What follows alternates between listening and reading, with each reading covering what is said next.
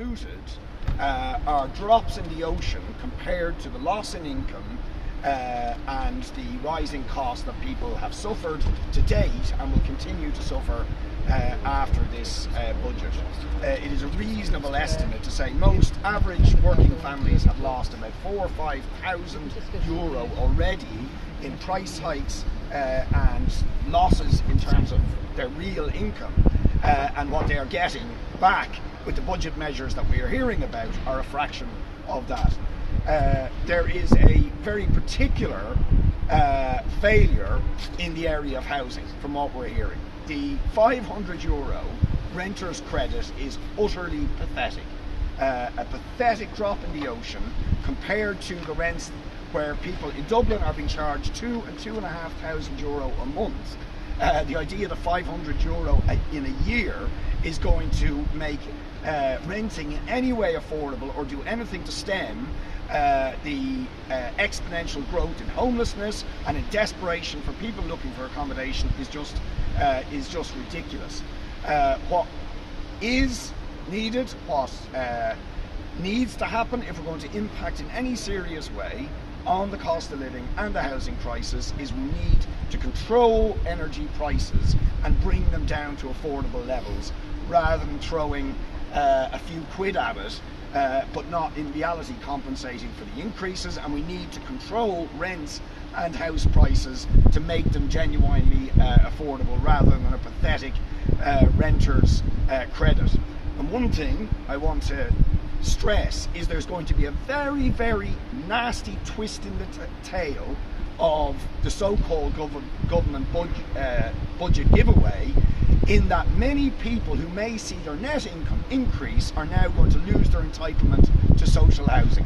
We have seen a dramatic increase in the number of people thrown off social housing lists because of the refusal of the government to raise the income thresholds, which we've been campaigning for years now, but that is going to dramatically increase after this budget. So people will discover we've got a little bit more in our net income and now we are no longer entitled to social housing or social housing support because we've gone over the income threshold. And it is significant that Darragh O'Brien, despite promises that he was going to tell us what they were going to do with social income thresholds, then broke that promise before the summer break, refused to make the announcement, has refused to have a debate about that issue before the budget,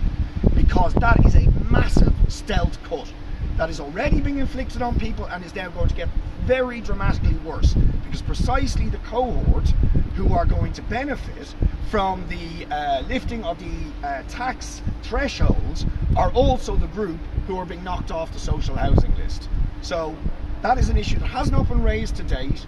but I can tell you that is going to be a very nasty twist in the tail of this budget, is people being thrown off the housing list because their net income has now increased. So unless you actually control the cost of rents,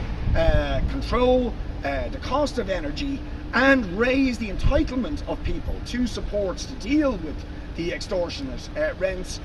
many people may actually find themselves losing out. And the very last point I want to make on the housing crisis is it is really quite appalling that the government have not used the windfall in corporate tax receipts to embark on an emergency programme of acquisition of vacant properties, RAS and HAPS tenancies, and new developer homes that are being constructed that are going to be bought up by international investment funds. We have discovered in the last few weeks the government have spectacularly missed their own housing for all targets, which are already inadequate.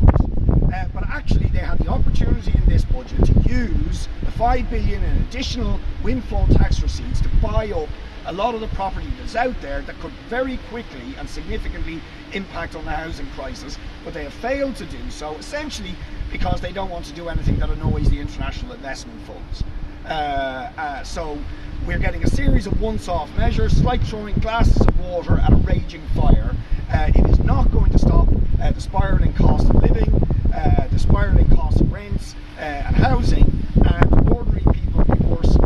worse off. So for me, once the cloud of spin begins to dissipate over the next few days, people will realise they need to be back out on the streets in the cost of living protest that will be taking place on the 12th of November, and I would strongly urge